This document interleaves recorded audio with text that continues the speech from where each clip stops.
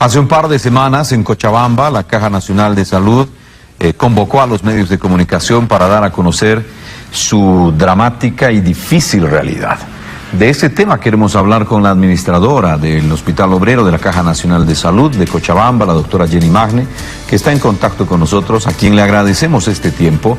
Y a tiempo de darle la bienvenida, le pedimos le explique un poquito cuál es la realidad en este momento en la Caja Nacional de Salud. Buenas noches.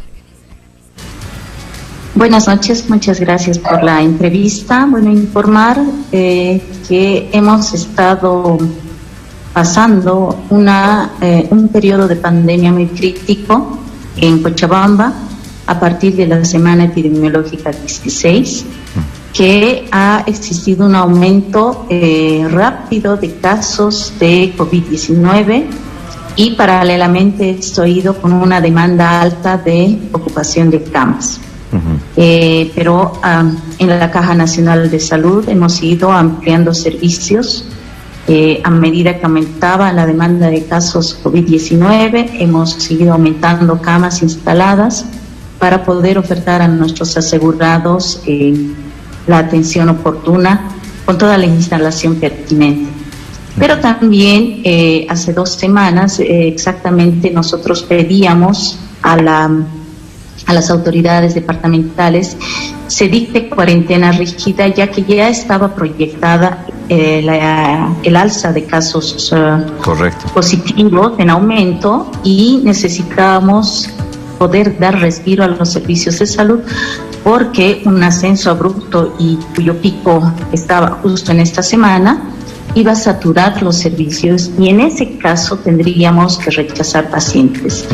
Gracias a Dios y según lo que hemos visto, los casos se han estacionado esta semana, entonces nos permite tener camas, pero una cuarentena rígida de 14 días hubiese sido oportuna y además con resultados de impacto. Claro, doctora, ¿cuál es la estadística de ocupación de camas en la Caja Nacional de Salud? Bueno, tenemos el antecedente que la gestión 2020 hubo una ocupación de camas al 100%, por tanto se tuvo que rechazar pacientes y fue una situación crítica la del año pasado. O sea, peor que la de ahora.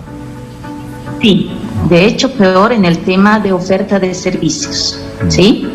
En la situación epidemiológica, obviamente esta tercera ola es peor que la del año pasado, claro, pero tenemos una disponibilidad de camas diferente a la del año pasado.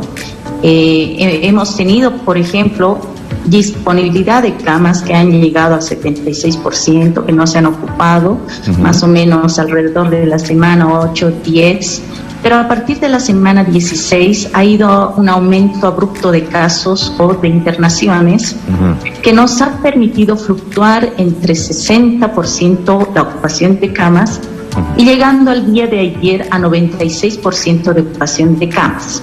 Es decir, tenemos 145 camas disponibles solo para COVID-19, de los cuales 10 son para el área pediátrica, 5 neonatología y 5 pediatría en área COVID. Tenemos ocupados 130 adultos y 3 pacientes pediátricos, por tanto tenemos disponibles en este momento 12 camas, 5 para adultos y 7 para la parte pediátrica. Claro. Esto, según los indicadores, nos muestra que no hemos llegado al 100% de casos y prácticamente estamos en un momento de meseta y esperemos que mantenga así y también esperamos que haya un descenso de casos. Claro, eso es lo que esperamos todos y ojalá así sea, doctora. Es inevitable hablar, por supuesto, de ese momento en el que varios familiares de pacientes COVID-19 señalaban a la Caja Nacional de Salud y lo hacían denunciando desinformación, malos tratos. ¿Cuál es la realidad hoy? Porque en su momento se habló incluso de que perdieron la vida 8 pacientes COVID-19 por falta de oxígeno. ¿Cuál es la situación en este momento a propósito de la dotación de oxígeno, doctora? Y en relación al oxígeno tenemos que señalar que antes funcionábamos, por ejemplo, con una dotación de 70 litros al día. La demanda de esta patología porque al tener una falla respiratoria va afectando todo el sistema respiratorio y por tanto hay una dificultad para poder ingresar el oxígeno a la sangre y por tanto a las células de nuestro cuerpo.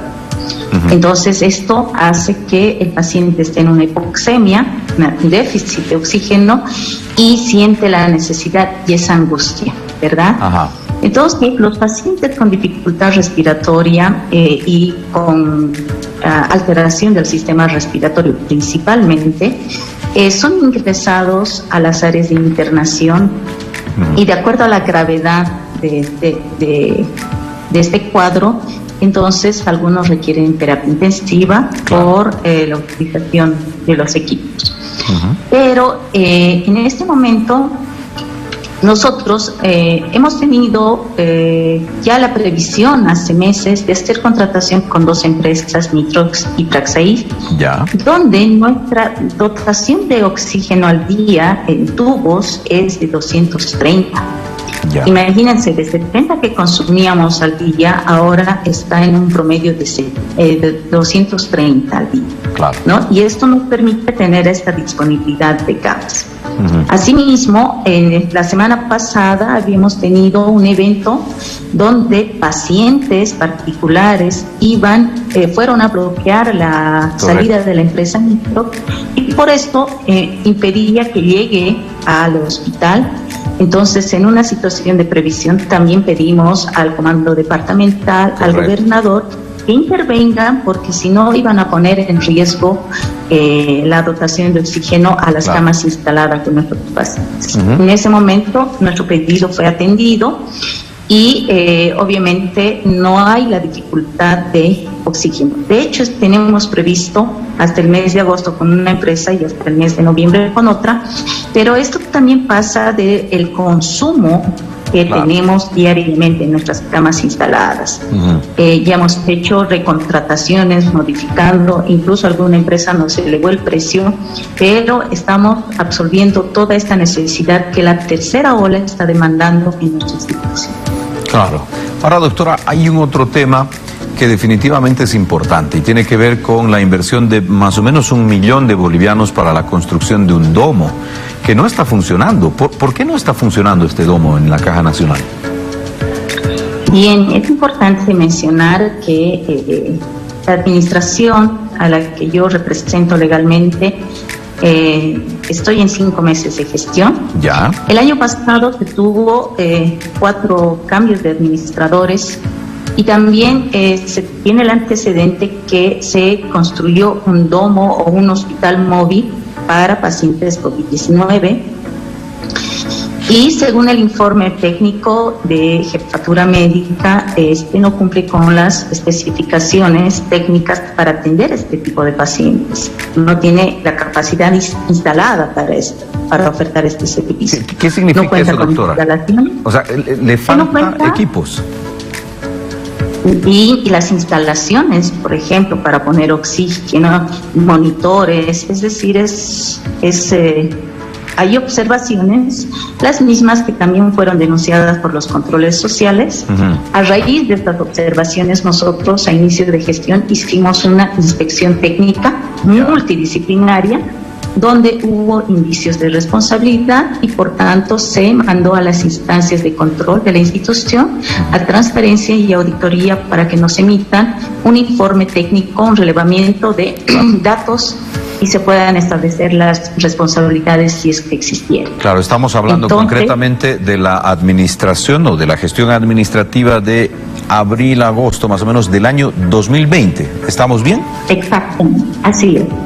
Entonces, de hecho, nos cuestionaban y nos decían por qué no se está utilizando para los pacientes COVID.